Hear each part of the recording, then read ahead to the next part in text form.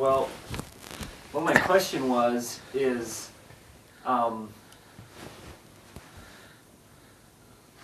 like, I'm just interested in knowing where the candy came from that you would get. Oh, at that's what we stores. were. That's I mean, what we was were it on. We were on locally candy. produced and then you bought it, or would it come in from other places? Well, candy was made all over the country, and it was brought in just as any other thing would be from other parts of the country by railroad or whatever to meet the demand that we had there in Davenport and so forth. And a lot of it was just in bulk. In those days, we had a lot of. Well, I don't know whether you remember this or not, but they had something that looked like a peanut that was made out of marshmallow. It was usually, you remember those? Well, those kind and gumballs and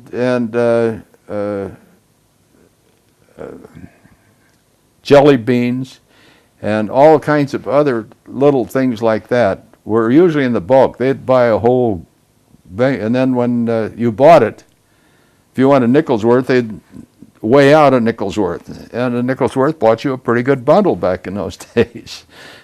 And now you'd be lucky to get a jelly bean for a nickel. But that's the way. Like I say, the candy bars, I guess starting in the 20s, they started to come out with candy bars with wrappers on them, everything, right from the plant.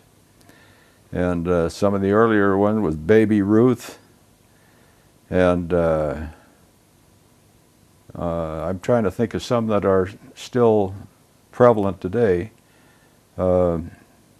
Mars Bar, I think, and I'm not a candy eater. I've forgotten. At those days I was, but I've forgotten.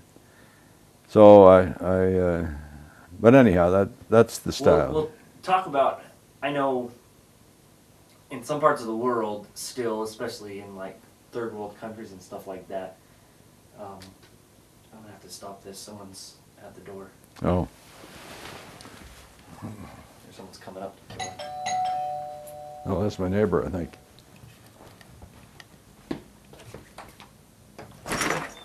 What are you doing home? Oh, Come on in. I'm having my picture taken. Oh, you are. You've met my grandson, haven't you? Yeah. Ryan? How's it Pretty good. Mike? He's doing my life on film. Oh, why not? So, what's a cooking? What are you What's doing a home? cooking? What I'm doing home? As of 2 hours, I'm not working for SCT anymore. How come? They shut down my department. Well, couldn't Not they enough put you into bus- something else? Not at my price. Oh,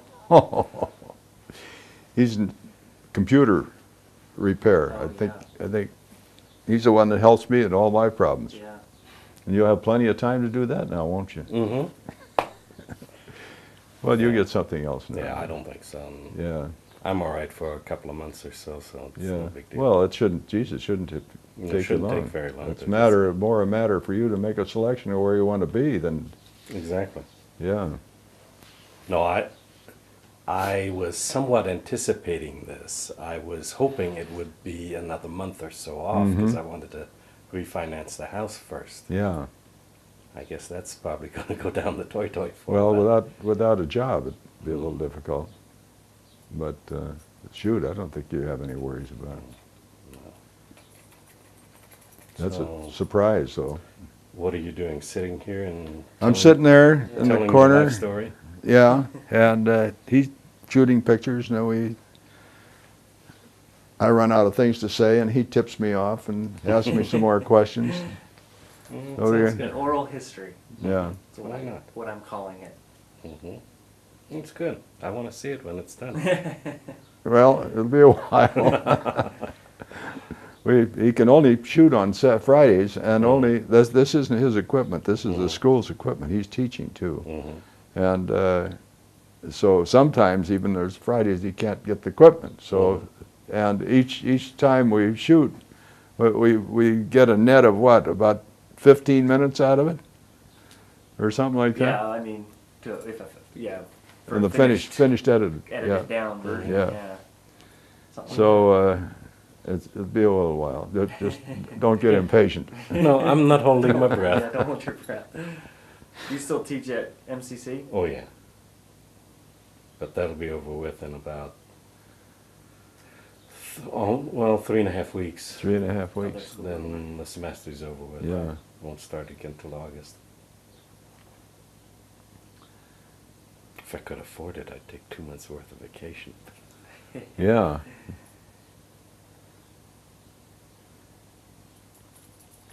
Oh, you guys have fun. Well, you want to sit down and watch how this thing goes? Oh, for Just- a little bit. I actually have a couple of things I need Oh, to do you? Yeah. Do you? Well, we'll see a little more of you now for a while. Most for a while, likely. anyhow. Most likely. Okay. Incidentally, we liked your barley soup. You did. That was good. Yeah. Good. And I think we still got some in your bowl there, but we'll get it cleaned out and get it back to you. Yeah, it gets a little thick, but thinning it out a bit and putting a little bit more salt and pepper. I like that. I like that pea soup With quality. the barley. Yeah. Yeah. Yeah, I kind of He's a cook besides the linguist. Oh, yeah? Yeah, he knows particularly all the German stuff. Right. Okay. Well, Well, you guys have fun. Well, what do you want to ask him a question on camera about? I mean, you're a German professor, right? Mhm. You can maybe Grandpa could ask you, do a little short, quick interview about your name, your German name. Haas? Yeah, that's German enough, isn't it? Well, Come sit come on, down. sit down. You Yeah, sit there. Let's and, do that another time. You want to do that another Yeah, time? I'm not well, it's mentally fit for anything right now. Well, maybe so. This is a shock. Okay. Does this I mean, come I just just- a bing I like just- this? Yeah, I wish they would have let me know a little. Yeah, that's differently. not very nice. My gosh. Well, just for my reference, what is Stein? I mean, as a German name. Stein just means stone, nothing else. What's Haas mean? My name? Yeah. Nothing. Nothing really? No. Yeah. Is Stein common? I mean, is that a common Yeah, name? it's fairly common. We got a town in Switzerland, Stein. Beautiful little town right on the Rhine River. You know about that? Yeah. Gosh, that's a pretty place. I adopted that right off the bat. 'Cause it's In beautiful. fact, I got a little bell hanging on the front door that gal bought for me. Well, you guys have fun. Okay. Okay. I'll see you probably tomorrow or something. Yeah. Okie dokie. Good to see you. See you later.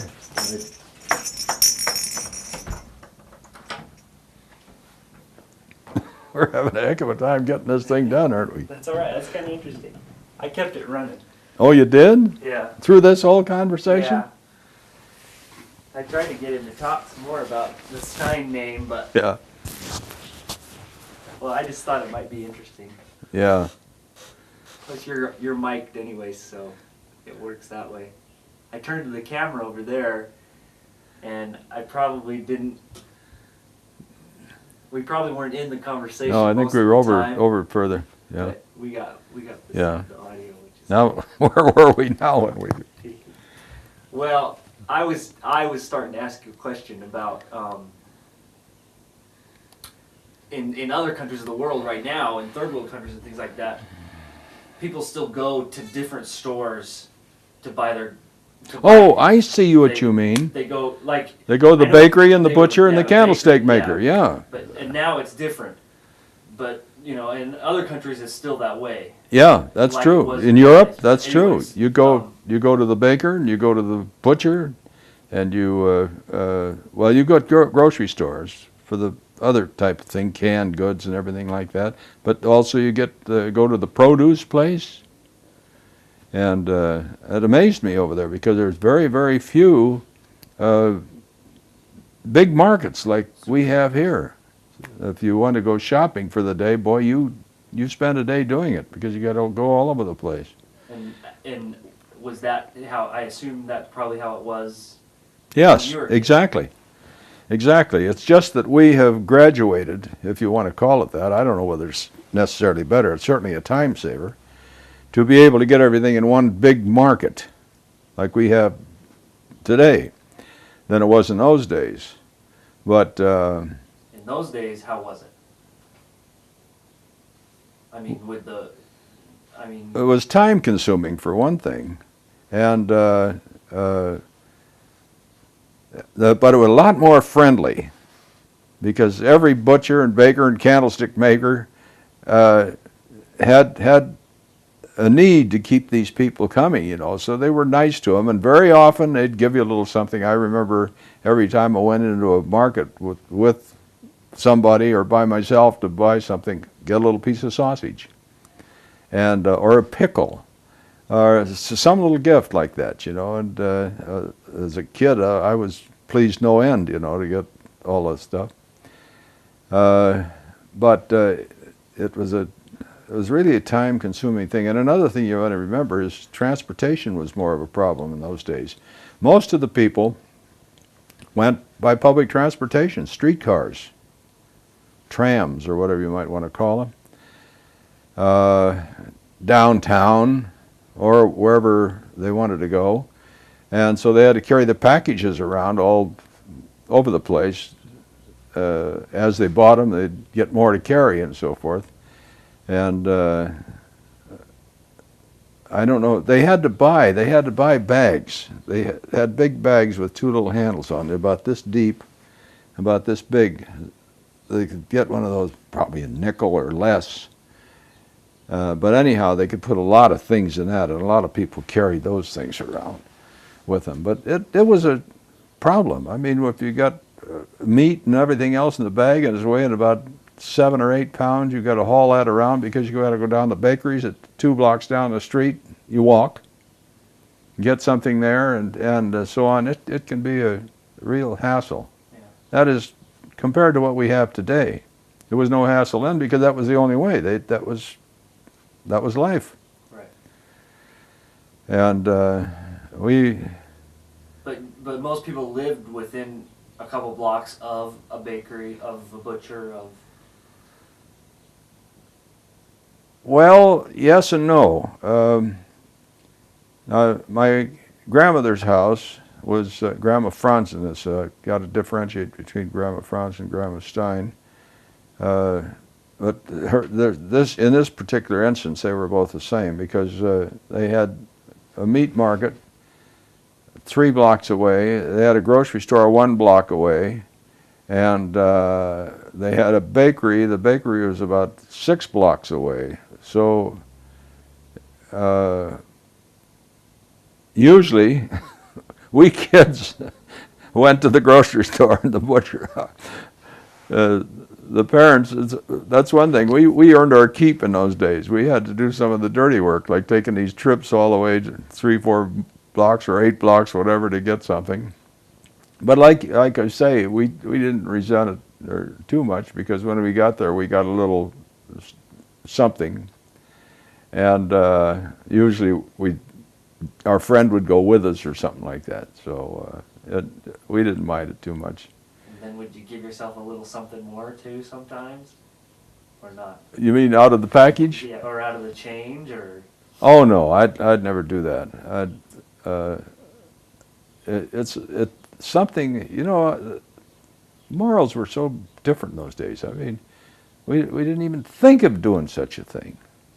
Never occurred to us. I could have a whole fistful of coin, and boy, a nickel would buy me a candy bar, you know, if I just take a nickel out there. But it never occurred to me. Never, not only me, I was no different than anybody else. It was the way with most of us. And I think if we knew that somebody was snifting a nickel at a dime here out of money that wasn't belonged to him, why, we wouldn't think much of the guy. But we do a lot of begging. Hey, Mama, I want to go to the picture show. Toss 10 cents. Usually the retort was, if you want to go to the picture show, you earn the money. So if we were too young to go out and work for it, why, we'd do something around the house, wash the car or cut the grass, something like that. Always earned something. My kids had to do the same thing. I never gave them what do you call it? An allowance.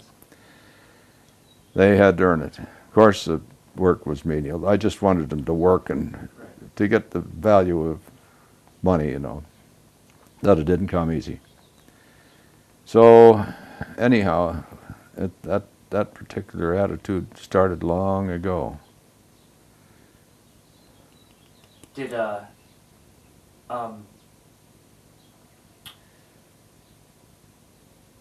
well, let's talk about some of your school, some of the things that, like, what school was like as you went through school. How did it start out? And then just kind of take us through your whole experience of school from whenever you started. I don't know, kindergarten? I don't know if they had kindergarten. I started in kindergarten, yeah. I'll never forget my first day of kindergarten, first day of school. We were living with my grandmother and Grandpa Franzen at the time. I was 5 years old. And, or was I 6? I guess I was 5. Usually they started kindergarten at 5. And so Mom took me up to Taylor School, which was about 3 blocks away. And I was a little apprehensive at first. But after being in school there with the kids and so forth, I got interested. I can still remember that day quite well because I had a big sandbox where we played in and all kinds of toys to play with and everything, and they were taught us to sing songs and so forth. Happy birthday to you, and something about good morning to you, good morning to you. And but anyhow, on this first day,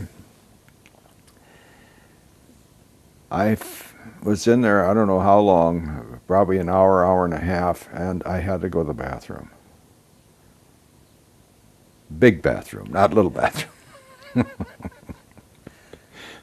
And I was crossing my legs and jiggling up and down, but I wouldn't go or ask about it. I was just deathly afraid to let anybody know what condition I was in, my teacher or anybody else.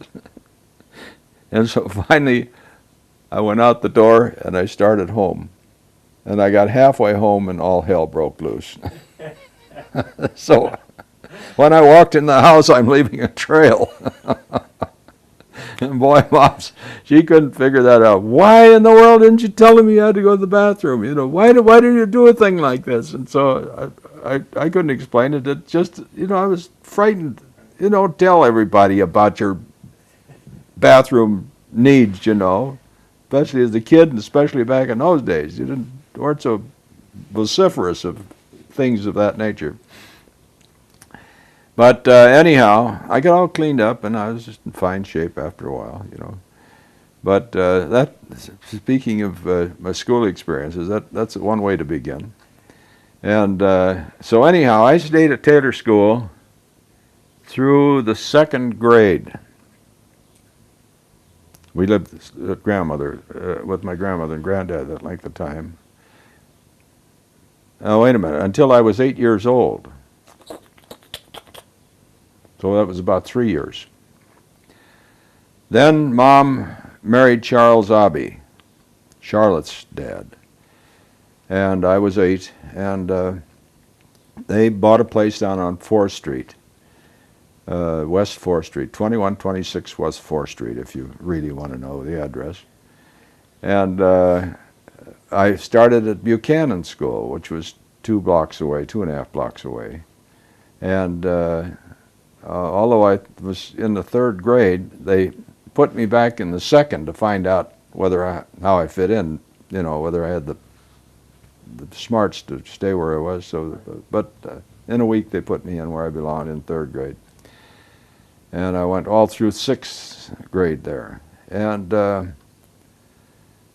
I had my one and only fist fight while I was there. There was a bully in the school, and I wasn't the only one that got crosswise with him. And I guess by that time I was, let's see, probably 9 years old or something, and I'd never fought. Nobody had ever told me to put up my dukes. I never had any experience like that. We would wrestle as kids, but not fist fight, see. And so I don't know. I did something to this character at one recess period, and it got his goat. I think he was waiting for an opening because he had pummeled a lot of the other guys, but he hadn't gotten around to me yet. So anyhow, the next thing I know, here I got fists flying at me.